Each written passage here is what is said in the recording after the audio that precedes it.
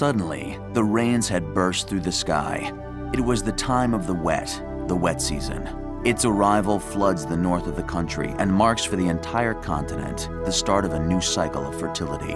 Kintala, whose father, Paraji, had disappeared for a long time now, claimed the territory by leaving his odor. But immediately, Kira, the dominant female, came to recover it, neutralizing the imprint of the young male. In Artui's herd, a young camel had discovered the meanness of his peers.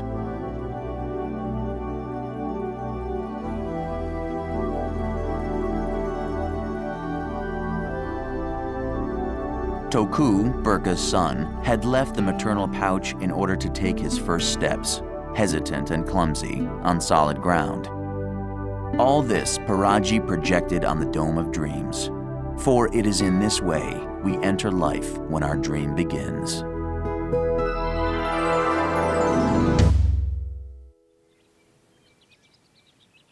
The wetness that rules from this time on in the north, in the region of the estuaries, and in a great portion of the country, makes everything that germinates prosper, take root, and flower. Certain vegetation take their oxygen from the mud, where their roots float freely. Others accommodate themselves with a water saturated in salt. Still others, finally, true living fossils, form one of the most vast primitive vegetal communities of the world.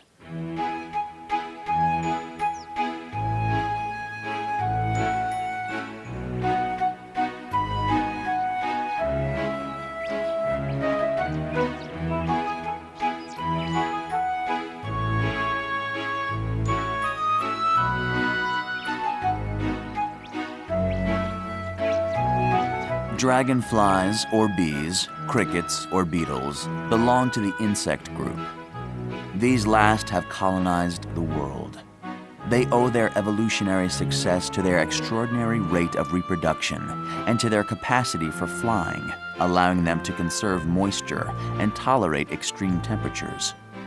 Although it represents only 6% of the ice-free ground on the globe, we find in Australia close to 9% of the insect species described to this day. The wet environment which favors insects such as the dragonfly also contributes to the well-being of the climbing birds of the parakeet family, the parrots.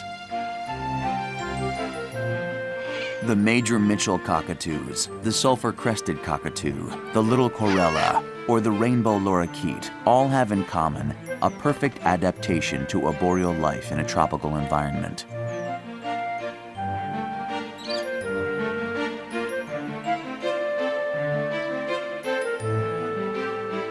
Thanks to the agility of their claws, the parrots can manipulate seeds or hang onto any branch in any position. No bird shows more dexterity.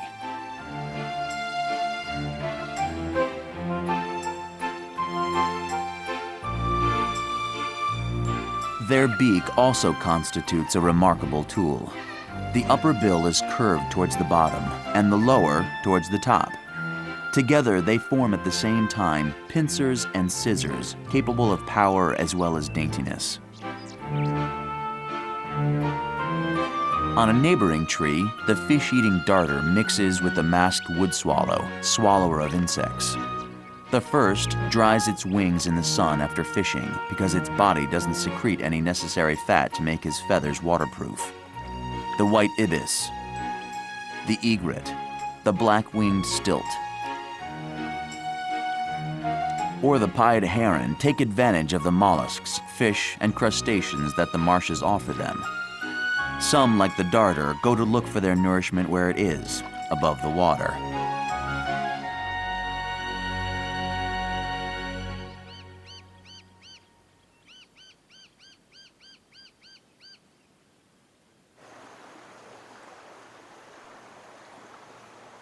The flooding that marks the beginning of the wet season places in peril a great number of animals.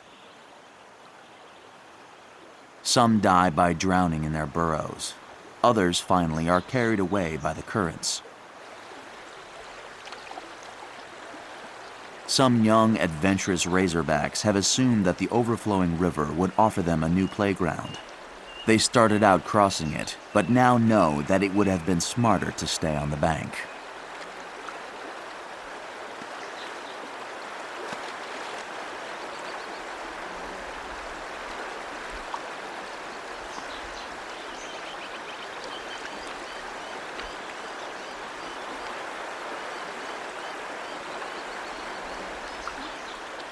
Yaki, one of the razorbacks who had thought he was touching the ground, falls again in the current.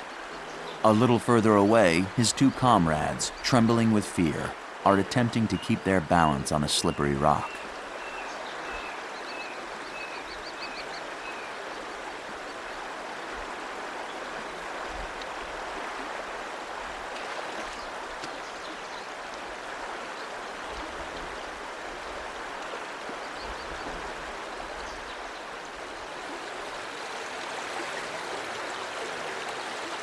Separated from the rest of the trio, Yaki finds himself in a bad position and cannot resist the waterfalls which are in the process of swallowing him.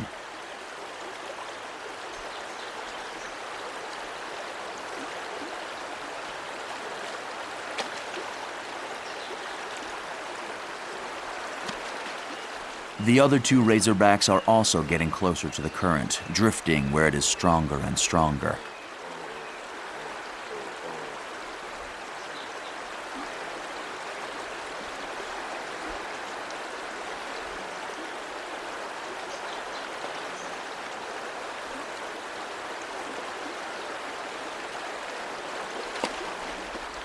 Running out of resistance, they finally come onto a kind of natural basin where the backwash quiets down. The water is shallower, and the bank is accessible.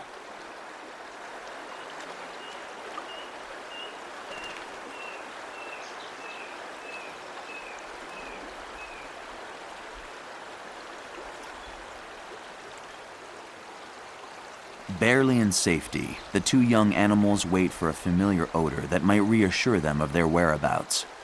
They forget the absence of Yaki, the third razorback.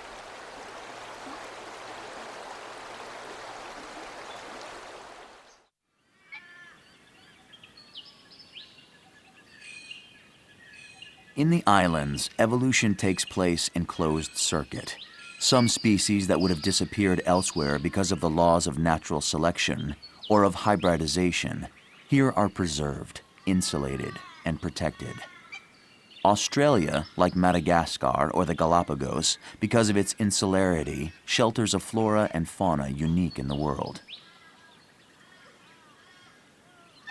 In this season, Kangaroo Island, an island off of an island, transforms itself into a flower garden. In the light of the morning, the silvereye take their baths. The silvereye, gregarious birds with a melodious song, live in a group of several dozen individuals. They take pleasure in the flowers of the environment because they drink the nectars as a dessert after their meals of larvae and insects.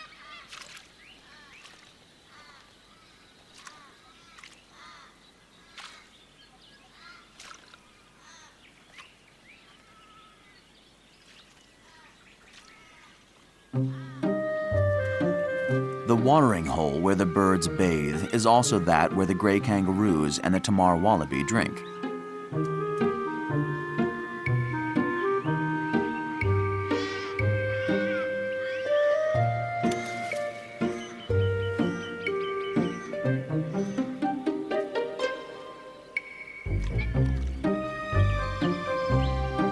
The wallabies show the same characteristics as the kangaroos, apart from their size, which is smaller. The Tamar wallaby weighs 20 pounds less. Moreover, it is one of the most rare animals of its family, reproducing in a cyclical manner, that's to say, in exactly one season.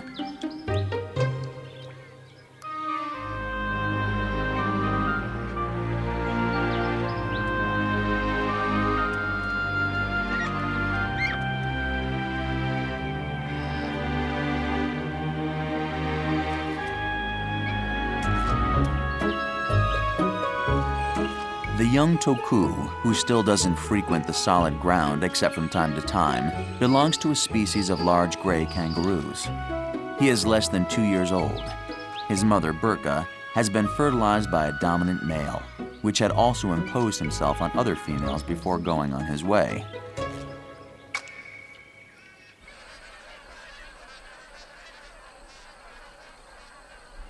In the estuary zone of northern Australia, the absence of distinction between the earth and the water makes some half-webbed geese happy because they are perfectly adapted to a marshy environment. For Yaki, on the other hand, it's a nightmare. The young lost razorback can't seem to find a solid bank where the ground doesn't give way under his feet. Some estuary crocodiles observe him with interest. We call them salties because they can live as well in seawater as in fresh water.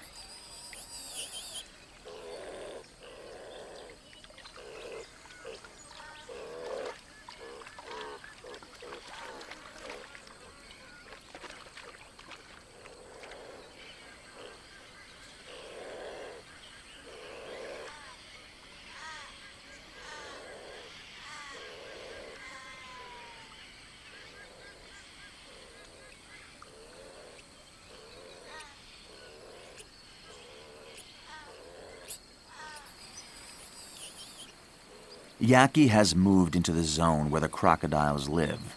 He hasn't even seen them, only worried about finding his way back. He owes his salvation to luck. The crocodiles are full from prey they had eaten some hours earlier. But if they had not been, they would have fought over the right to eat him.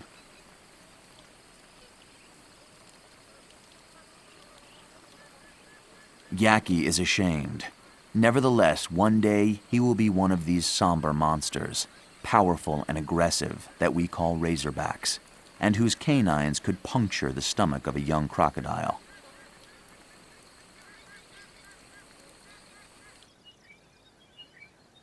At the foot of Mount Artula, in the territory of the Dingoes, the Brumbies have come back.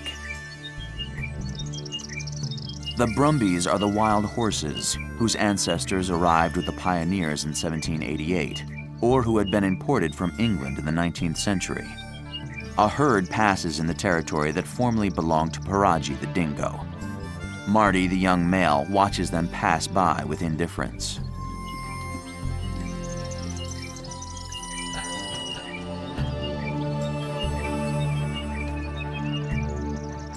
Query, his sister, shows herself to be more curious. Kira, the dominant female, seems to evaluate the situation.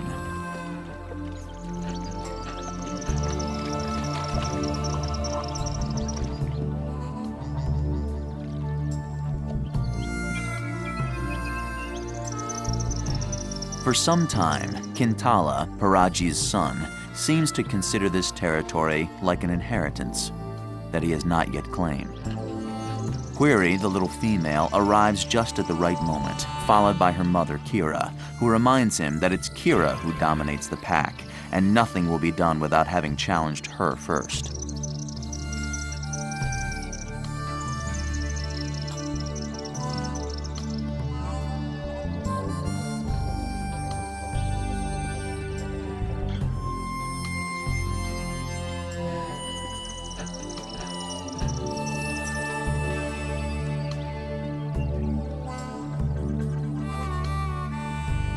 The Brumbies have finished drinking. Kintala, who had instinctively adopted the posture of a defender, turns back on his way. This piece of the red heart of Australia, he feels born to dominate like his father did before him. But the desert had swallowed Paraji in a day of thirst and fire.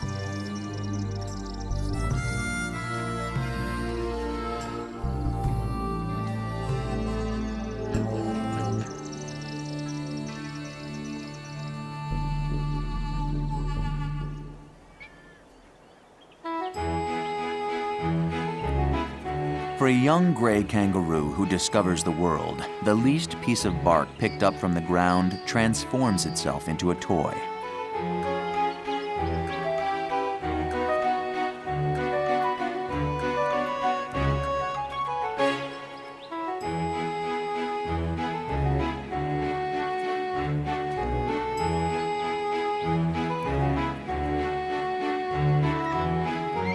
Toku has explored all the sensations, both of smell and taste, that the object offered him. Tired, he turns himself towards his mother, Burka, who will serve as a companion for games.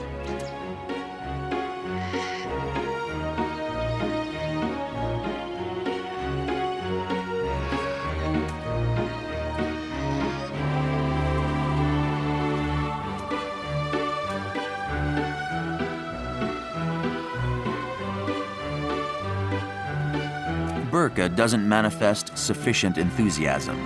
Toku walks away from her. He masters, at present, the proper walk of a kangaroo. One puts their feet on the ground. One progresses with the aid of the hands, and above all, with the tail, utilized like a supplementary leg. Then one starts to jump on the lower limbs that form a spring.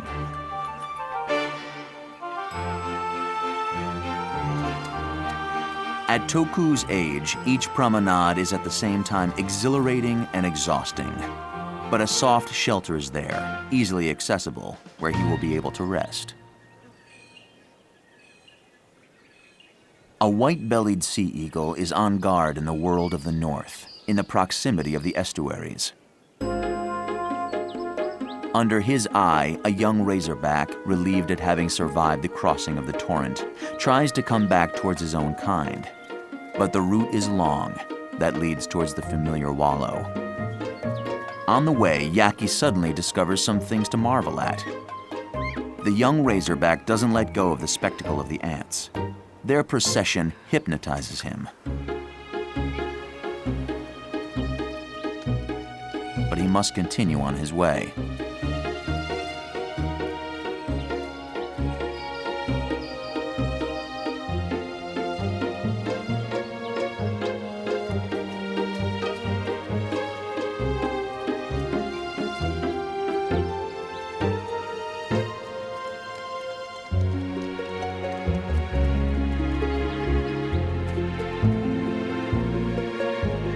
Nevertheless, the spectacle is so beautiful that he comes back to it without stopping before truly moving away. Curiosity finishes by winning over anguish and fear.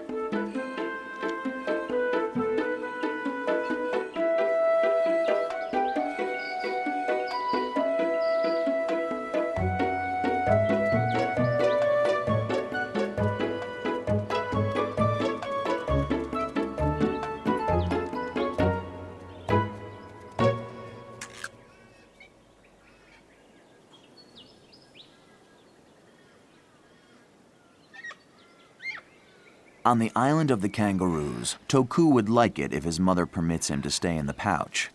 Access is only available when she really wants it. It is necessary for her to adopt a particular posture to allow entry. Occupied with her own meal, Burka pays no attention to the comical expression of her son. Toku, who doesn't yet know that the vegetation is at the same time an environment as well as food, struggles to understand the interest that she gives to the simple bushes.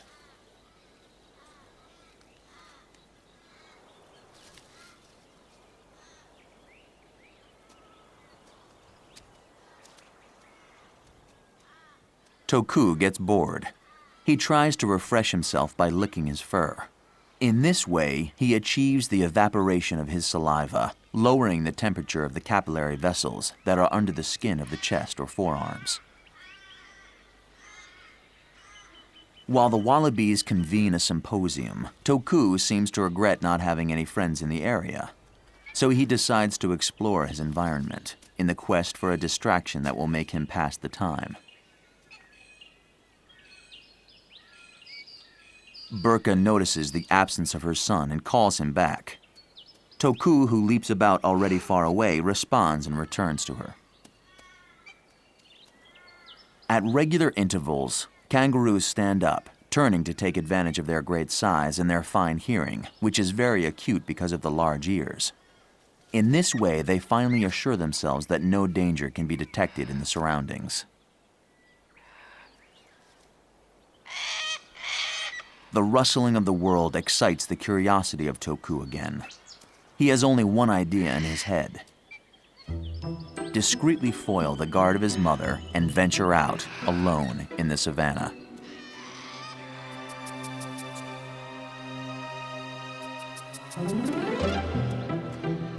An inopportune meeting has changed the direction of the young kangaroo. He no longer knows where he is, but doesn't give it much of a thought.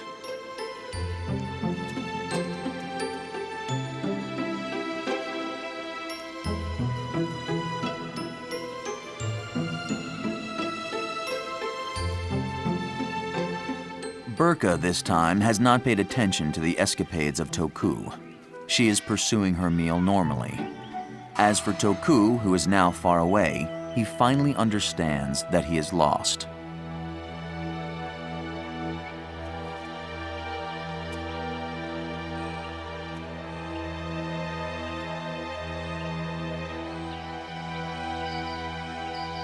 Burka, in her own time, realizes the situation.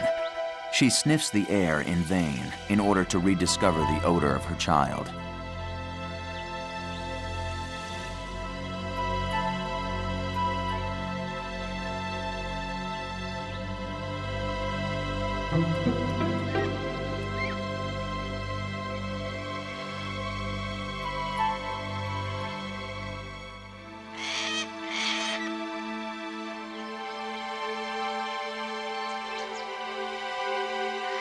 Burka listens for a noise, a call, a plea that would indicate to her the direction to search for Toku.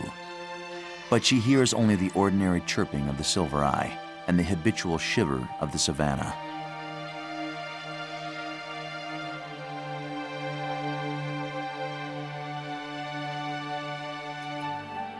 No one will ever see Toku again, the young gray kangaroo who found the time long and wanted to discover the world on his own.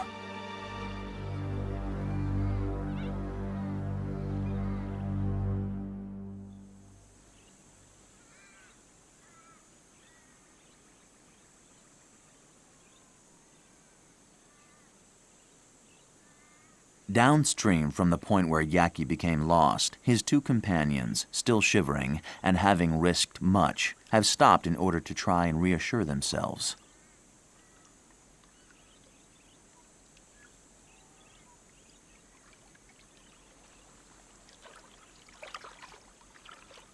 Yaki, who has been carried by the tumultuous waters, arrives and rejoins his comrades. The trio will finally be reunited.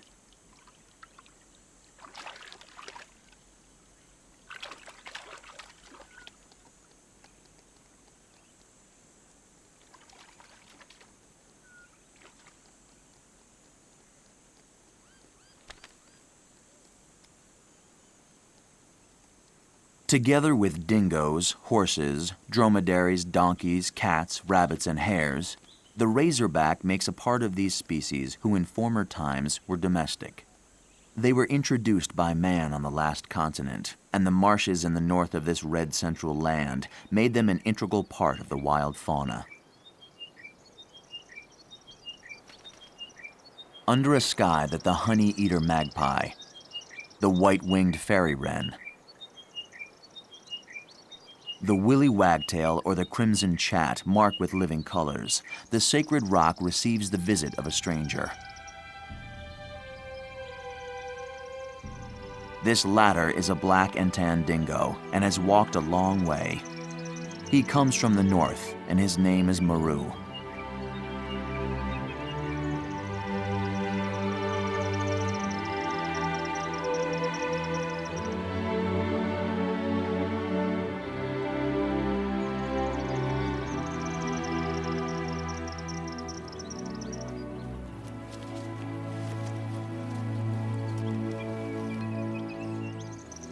Maru rolls himself on the ground, mixing his odor with it, as if in order to make himself an ally. Somewhere in this part of the desert, in the protecting shade of Mount Artula, he will establish his new territory.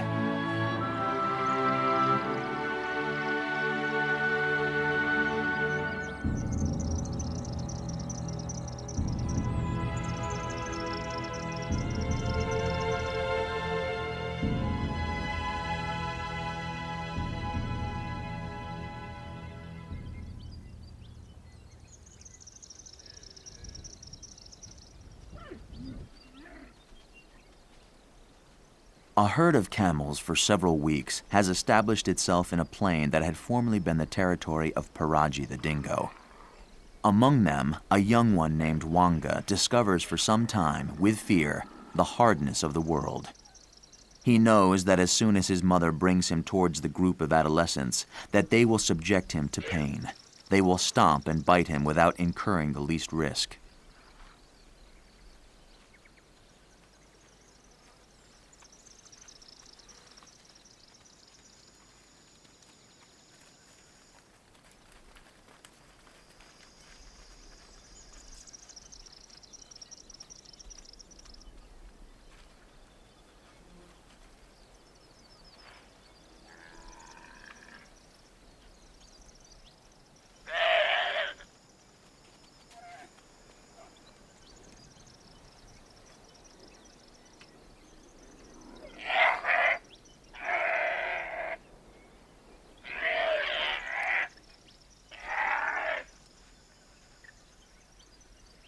With camels, pinning the neck of one's rival to the ground and biting him on the calves constitutes the principal technique of combat. Wanga licks his bruise. Then he takes refuge behind a bush, from where he will understand that the young adults among them don't appear to be any more tender.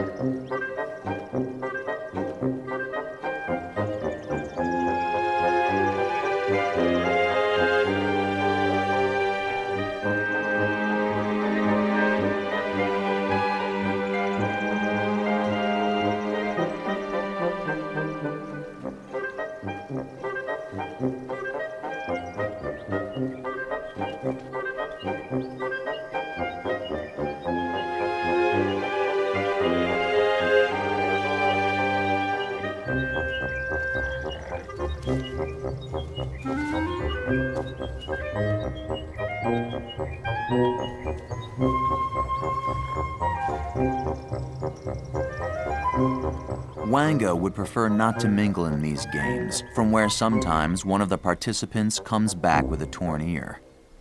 He would like to stay close forever to his mother, who in reality will watch after him for close to 5 years, just until his sexual maturity, the time necessary to give him 2 brothers.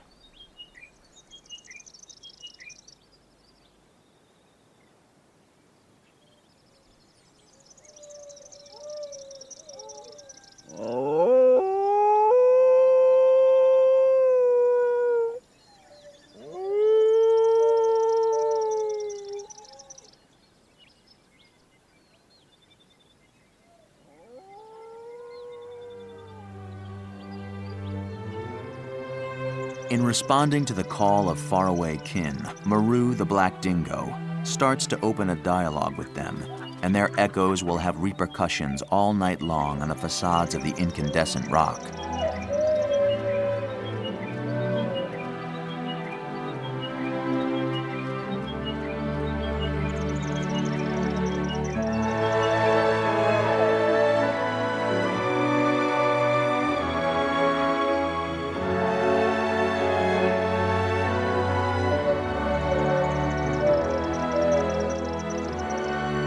It's Kira's clan, the golden wolf camped facing the red sunset, who answers Maru.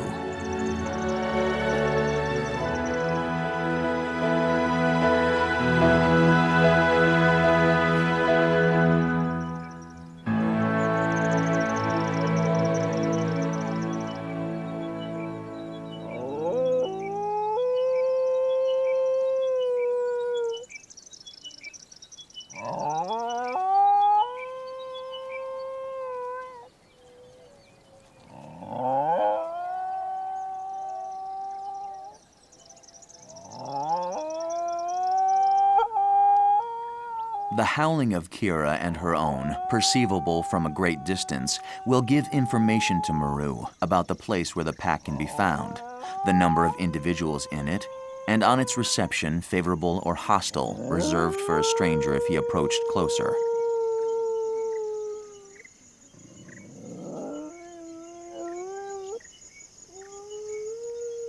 A true conversation has been engaged between Kira and Maru. The excitement that results bothers Query, the young female. She adopts, in an inexperienced manner, some domination postures that take the form of a mating reenactment.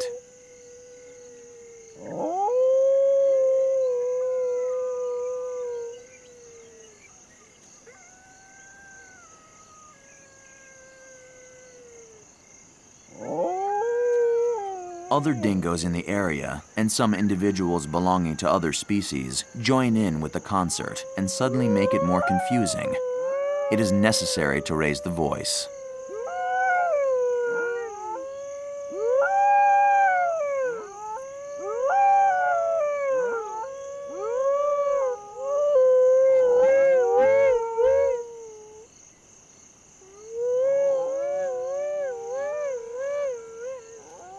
Between Kira and Maru, all has been said, but the great opera of the desert will not stop until the last light of the moon.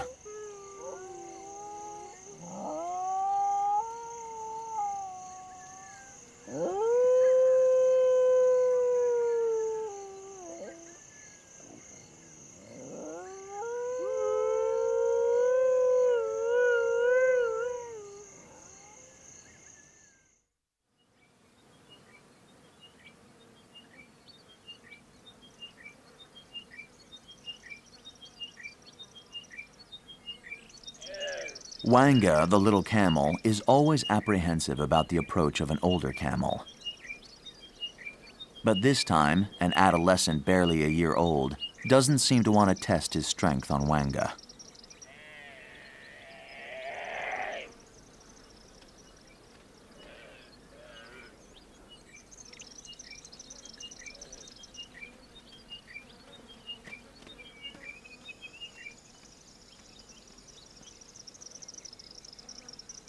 Too often burned, however, Wanga rejoins his mother. He doesn't want to leave his new comrade with time to revert back to his true nature, forcefully aggressive.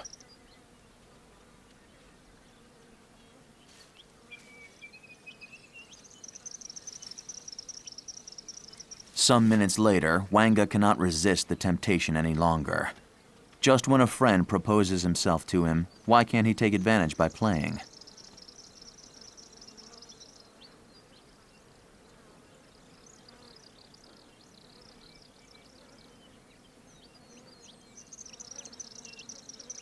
However, while the life of the troop follows its peaceful course, Wanga doesn't throw all caution to the wind. He withdraws again and decides to rest.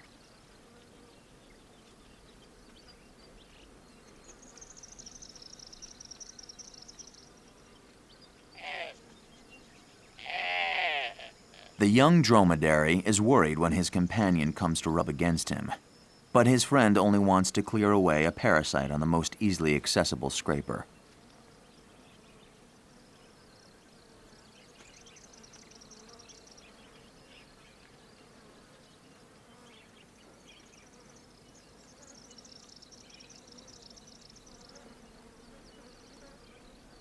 Could he exist in the desert, a young camel ready to play with Wanga without brutalizing him? Is it possible that Wanga had finally found the older brother that will help him grow up and to understand how he must live when he belongs to a race that always navigates on the oceans of hardship?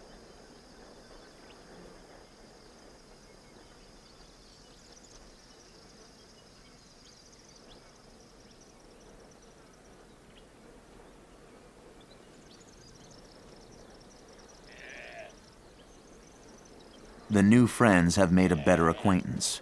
They sniff each other, touch each other lightly, brush against one another. Then they accept each other by lying down hide against hide, wool against wool, hump against hump.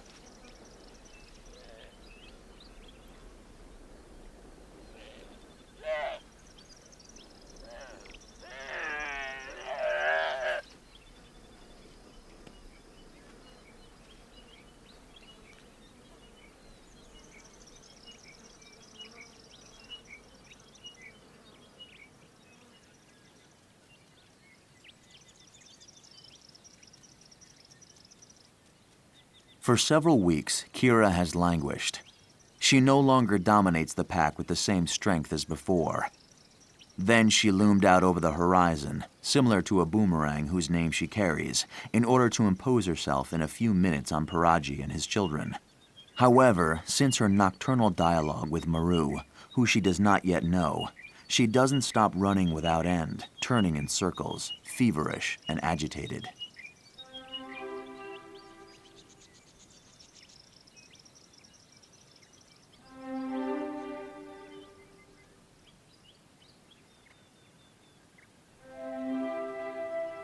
Kira has been alone since the disappearance of Paraji because the other members of the pack are only children or young adults. Perhaps, guessing about the cries heard the night before, a new male will come and soon find her and become part of the clan, a time for fertilizing and for ruling. Then she knows he will leave in his turn, which is the way of the dingo, whose loyalties vary to their liking according to time and circumstance.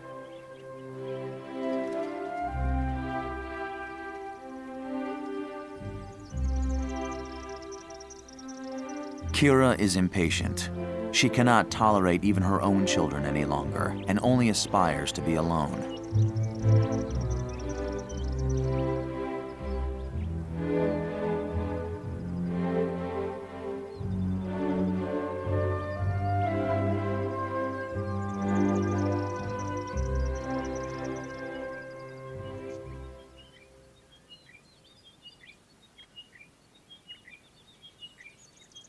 From the other side of the rock, Maru seems to have interpreted the calls of Kira from the day before like an invitation. He runs towards her and presumes that she will come also towards him. Then perhaps they will touch each other with the nose, sniff each other, evaluate each other. She will attempt to throw herself on him, to chew on his backbone, to inhale his hindquarters. Under the watch of the other members of the pack, she will behave, in short, like a female in love.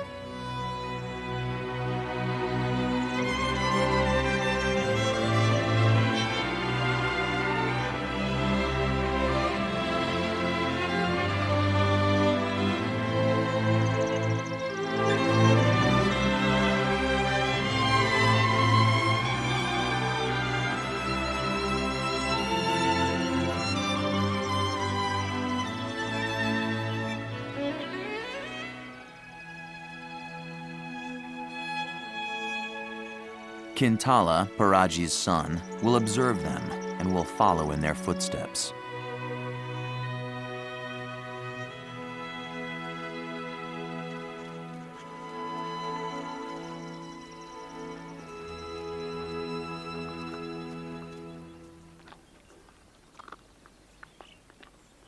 Since he is such an animated male who has the pretense of dominating the group, the first thing Maru must do is identify his eventual rivals. He understands right away, without yet showing it, that he must impose himself on Kintala.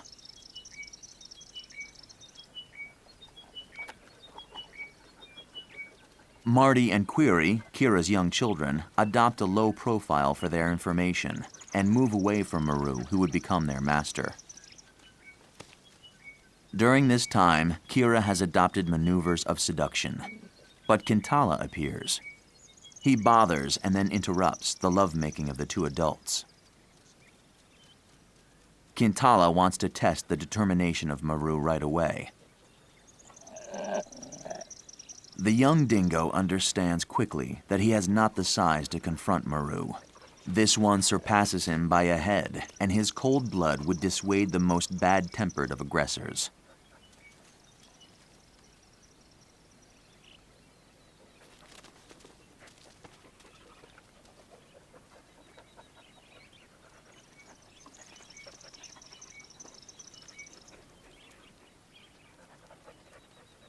The other members of the clan have already accepted the new rule, reassuming the normal course of their existence.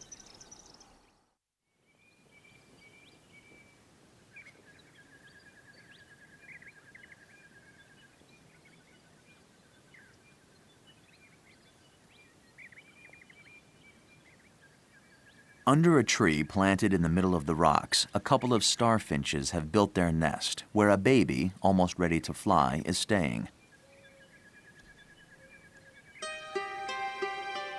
In a matter of days, it will be able to fly, instead of waiting on a branch that its father or mother wants to come back to and deposit in his beak the food to feed him.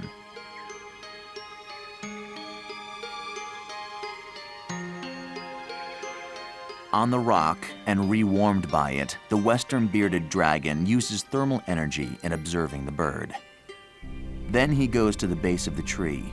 He knows that life attracts life, and that all that lives can become a victim.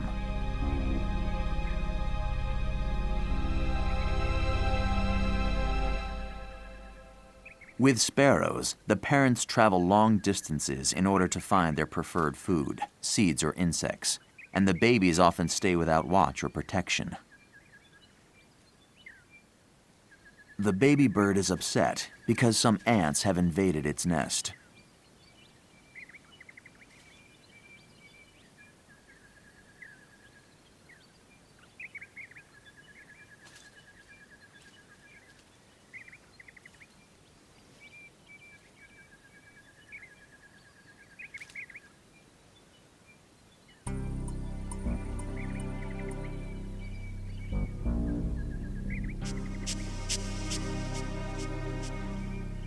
The lizard has observed that the nest has become the theater of an unusual disturbance.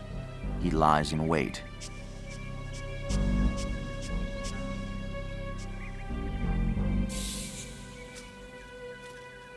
For the young starfinch, the situation turns to a drama. With what resistance can he oppose this infinite aggressor that infiltrates into the depths of his feathers?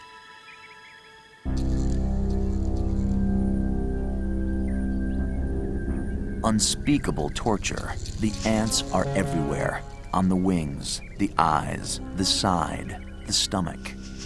The body of the bird is nothing more than the receptacle of their venom. The western bearded dragon believes he sees the arrival of his moment of opportunity. He approaches.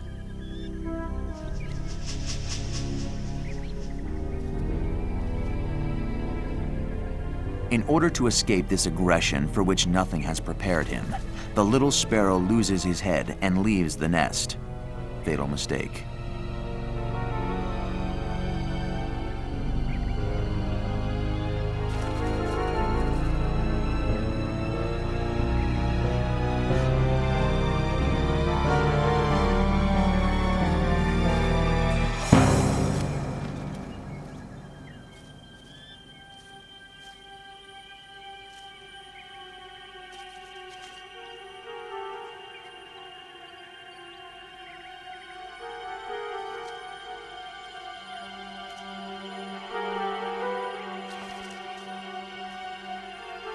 The ants are still there, who wear out the little starfinch.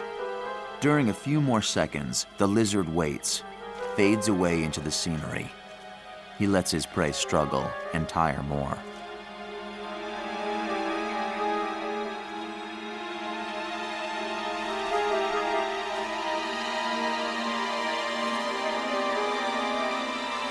And finally,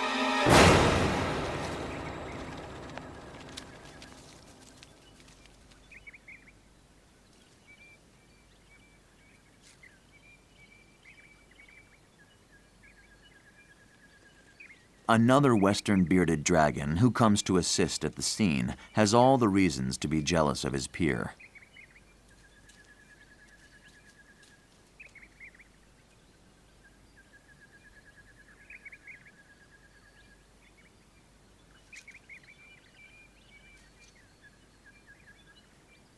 Trembling from humiliation, he will have to be content without a doubt in having a less substantial prey.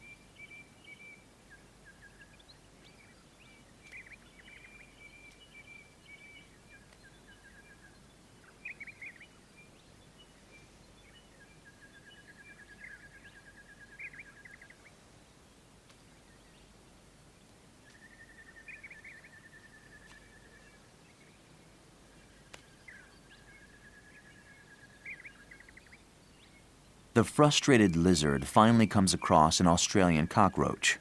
He waits so that his immobility and his skin color, like that of a rock, make him imperceptible to the eyes of the insect. Then he will harpoon it with a flick of the tongue so fast that the cockroach didn't see it coming.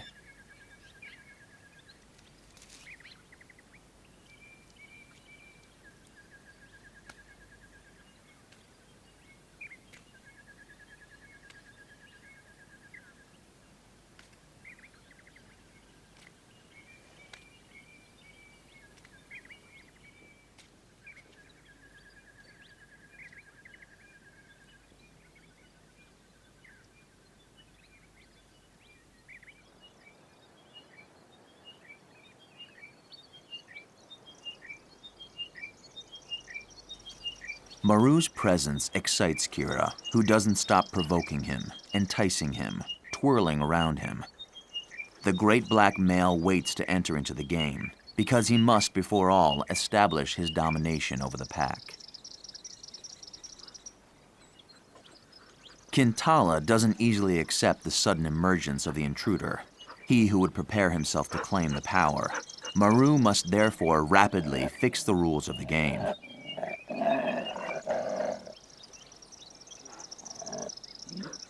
Kira tries to put herself between Maru and her son, Marty. He pretends to want to possess Kira.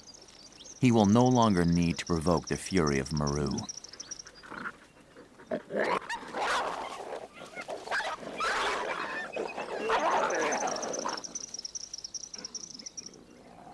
In subduing Kintala and Marty, the only other males of the group, Maru has broken in the entire pack. The route is now plotted. He will impregnate Kira and will transmit his genes to a new generation. His strength has given him the right.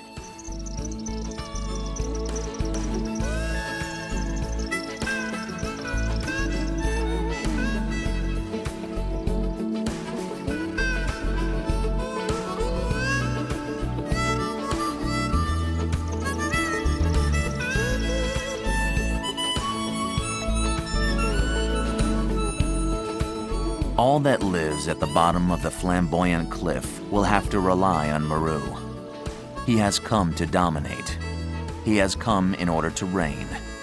He has come in order that his race endure, in order to defy time, like the giants of stone in the middle of the desert.